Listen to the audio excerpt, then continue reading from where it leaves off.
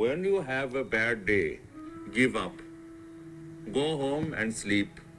Fuck it. Try again tomorrow. Not every bad day can become a good day. Some days are fucked and cannot be unfucked. When you have a day that is fucked beyond repair, that is the universe speaking to you, sending you a message. Listen to the universe. Go.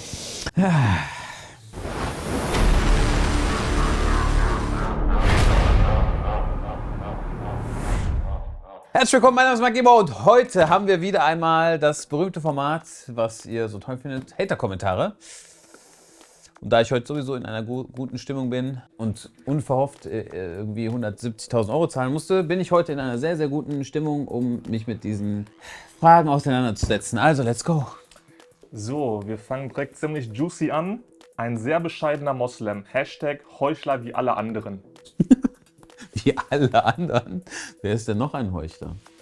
Für alles, da muss man auch wieder tiefer einsteigen. Also erstmal, im Glauben gibt es feste Regeln, das muss man auch erklären natürlich, jemand, der von außerhalb ist. Es gibt feste Regeln, die man einhalten muss bezüglich der Abgabe, was man im karitativen Bereich tun muss. Und dann darf man tatsächlich auch als Moslem gewisse Vorzüge ausleben und erleben und die schönen Seiten des Lebens erkennen. Ne? Aber man darf sich darin natürlich nicht verlieren und man muss sich immer bewusst sein, dass man Pflichten hat. Und je mehr Geld man verdient, desto mehr muss man auch tatsächlich dann abgeben. Ne? Das gehört dazu. Aber Heuchler wie alle anderen, das ist gut gesagt.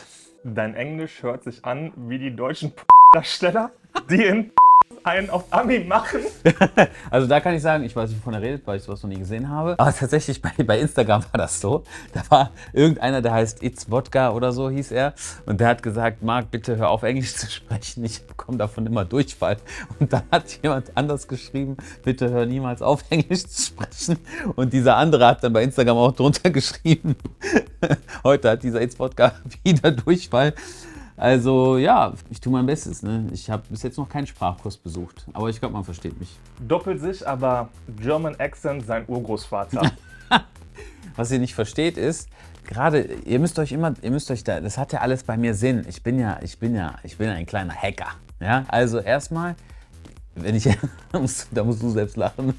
Nein, die Sache sieht so aus, guck mal, wenn man jetzt ins Ausland geht und man versteckt jetzt nicht seine Herkunft, ne? Das hat immer etwas Sympathisches. Genauso, wenn jetzt beispielsweise Schweden hier hinkommen und dann Deutsch sprechen, die haben ja auch einen gewissen Akzent und das ist sympathisch so. Und so ist es bei mir auch. Von daher ist es bezeichnend dafür, dass sich immer Deutsche aufregen über meinen Akzent. Aber seid euch sicher, ich bin mir dessen bewusst und ich mache es auch bewusst. Also ich verstelle mich da nicht und es ist so, wie es ist. Wenn jemand in die Religion flüchten muss, um sein Leben in den Griff zu bekommen, ist es sehr zu bedauern. Aber warum dann ausgerechnet in den Islam flüchten? Ja, also kann ich erstmal so bestätigen. Also ich bin dahin geflüchtet, damit mein Leben quasi eine Richtung bekommt und Struktur bekommt. Das ist tatsächlich so. Und Flucht kannst du Flucht nennen. Ist ja nichts Verwerfliches. Warum gerade in den Islam? Weil der Islam natürlich alles irgendwie zusammenbringt, ne? Und der konkretisiert das.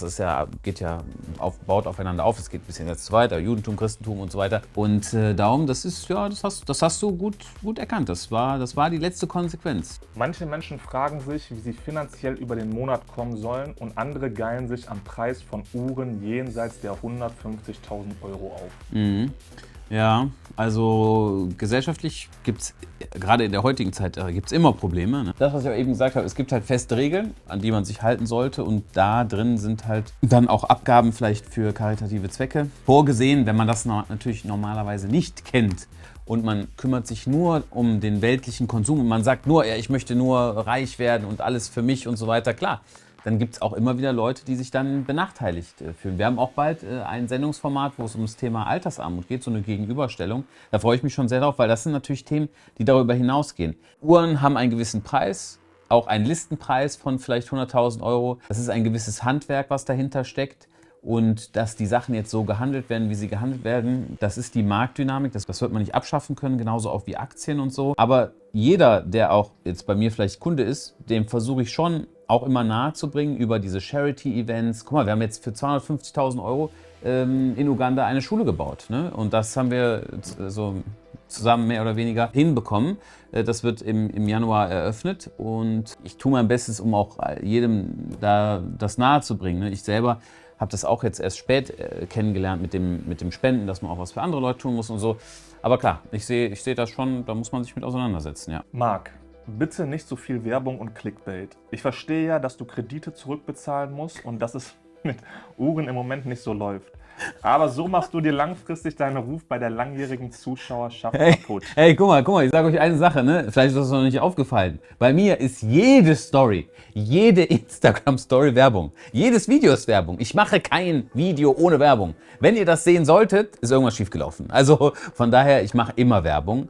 Also erstmal mit Uhren, dass es nicht läuft. Unsere Umsätze sind extrem stabil. Es ist jetzt nicht so, dass der Umsatz davon nach unten gegangen ist. Wir haben ein stetiges Wachstum monatsübergreifend. Ja. Januar, Februar waren die krassen Monate.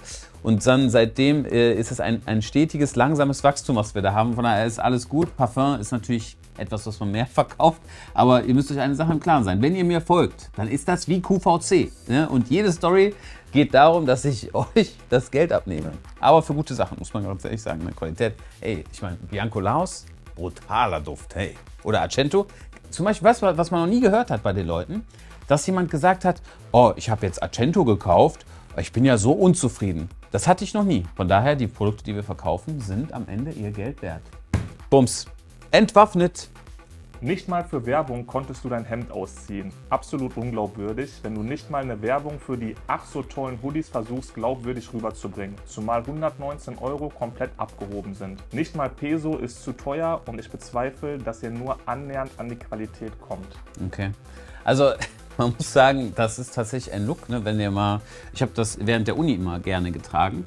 Das habe ich, woher habe ich das nochmal? Ralph Lauren, ihr müsst mal so bei Ralph Lauren reinschauen. Das ist eigentlich so ein, sagen wir, wenn man es sportlich tragen möchte, aber trotzdem noch so ein bisschen, ja, es soll da noch so einen gewissen Unterton haben. Also ich habe immer, außer man geht jetzt wirklich zum Sport, aber wenn man jetzt casual unterwegs sein möchte, dann habe ich immer ein Hemd drunter. Ich finde, das sieht einfach, also ist halt ein eigenes Ding, aber ich habe das jetzt auch nicht erfunden. Das habe ich mal bei Ralph Lauren. Tommy Hilfiger hatte das aber auch mal. Es gab sogar mal Pullover, die hatten nur einen Kragen eingenäht. Also du hattest einen Pullover an, da war nur der Kragen drin. Von daher, ja. Und von der Qualität müsst ihr euch selber überzeugen. Ne? Bestellt das, guckt mal und dann sagt mir, wie es euch gefällt. Aber auch da ist es wieder so, da haben wir noch bis jetzt keinen gehabt, der gesagt hat, boah, das ist aber ein Mist. Das ist aber etwas, das hätte ich aber nicht ausgegeben. Also das ist das Geld aber nicht wert. Von daher, überzeugt euch selber, was soll ich euch da erzählen? Ne? Ich verkaufe euch auf Instagram schon genug. Ich weiß nicht. Bei Marc bin ich immer so hin und her gerissen. Auf der einen Seite wirkt er schon normal und halbwegs bodenständig. Auf der anderen Seite geht es bei ihm immer nur um Geld und man hat das Gefühl, dass nur teuer gut ist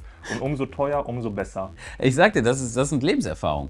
Ich hatte das natürlich auch mal durch. Jemand, der billig kauft, bezahlt immer zweimal. Also woran können wir das festmachen? Egal, auch bei Parfums. Zum Beispiel, ich habe Düfte, die habe ich schon seitdem ich 20 bin. Und die stehen hier immer noch. Natürlich, es kann auch ein teurer Duft mal schlecht werden oder sowas. Aber auch sonst, wenn wir uns mal umgucken, alle Sachen, die mich so Bekleidung, gerade Bekleidung, Anzüge, guck mal das Roomtour-Video an.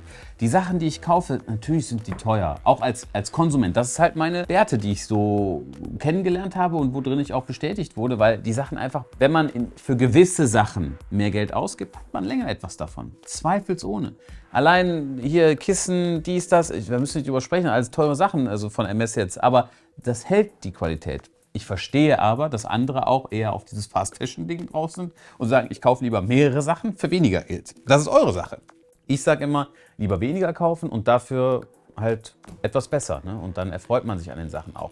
Ich muss ja auch sagen, so viel Zeug, was man alles hat. Ne? Man hat so viel Zeug zu Hause und nutzt es gar nicht. Von daher konsumiert lieber ein bisschen bewusster, ein bisschen kleiner, lieber ein Parfum und nicht 10 von Lidl. Das nächste Kommentar bezieht sich auf eine Aussage aus dem Vintage Rolex Video. Ja? Man findet wenig Content zu Vintage Rolex? Lol, das komplette Netz ist voll. Absolut schwaches Video. Werden nur Preise genannt und null zur Referenz. Ihr seid keine Uhrensammler, ihr seid nur Seller. Also er sagt Seller, ja, wir sind Uhrenhändler, ja. Also wir leben jetzt nicht von der Luft und der Liebe, ne? Oder von Bildern in irgendwelchen Uhrenforen. Sondern es geht ums Verkaufen. Also bei Vintage-Uhren ist das so, ich finde es immer interessant, Preise zu hören, damit ich das so ein bisschen einordnen kann. Ne? Was jetzt die Informationen zu Referenzen, dass man sagt, die Referenz ist vor der Referenz rausgekommen, das ist so wie Matheunterricht, interessiert keinen Penner. Wenn dich das interessiert, dann guck im Internet nach. Sich dahin zu setzen, einen Kommentar zu schreiben, kannst du dir sparen. Anscheinend bist du der Einzige, den es danach interessiert hat. Aber natürlich werden wir uns auch Mühe geben, beim nächsten Mal vielleicht ja, ich meine, was soll ich da sagen? Mehr auf die Referenznummern eingehen? Also ich fand das Vintage-Video super.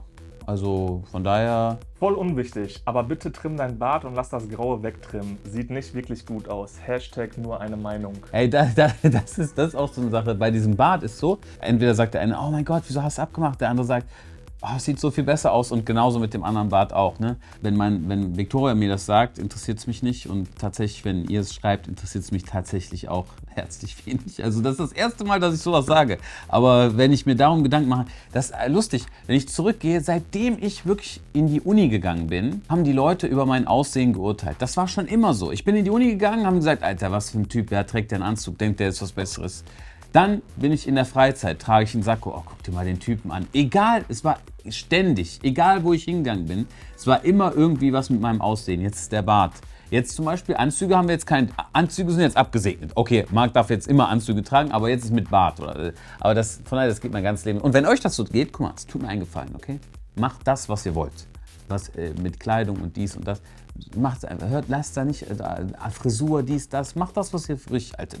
Das ist am Ende, warum die Gesellschaft heute immer das Gleiche macht. Alle sind gleich, alle sind gleich. Alle haben das Gleiche an, weil keiner mehr so da einen Schritt raus macht. Furchtbar. Das war's schon. Das war's auch schon. Ja, heute war es ein bisschen, war es mal was anderes. Ne? Es kommt immer wieder was Neues. Falls euch das Video gefällt, lasst gerne ein Abo und ein Like da. Und lasst uns wissen, falls ihr auch mal andere Sendungsformate von uns sehen wollt, dann werden wir es machen. Also Leute, bis bald. Ciao.